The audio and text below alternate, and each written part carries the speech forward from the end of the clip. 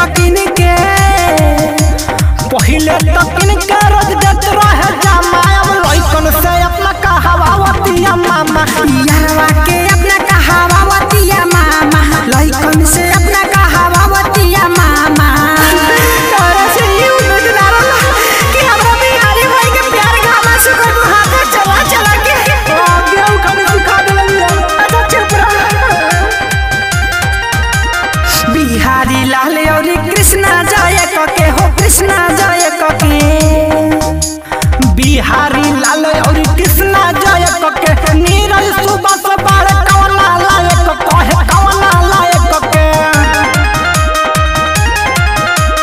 बोले ना सुधा फेंके ले लमलामा बोले ना सूद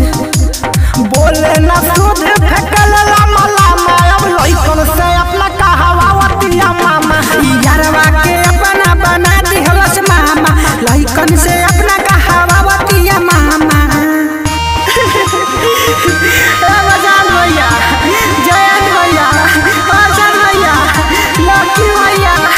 आज हमारा घर दू जना ये नहीं बोलो क्या करे बताई हो हमारा मामा हमारा बाबू के साथ प्यार के हमारा सुखा दिहलस घाम प्यार के हमारा सुखा दिहलस घामा लइकन से अपना कहावतिया मामा यारवा के अपना कहावतिया मामा लइकन से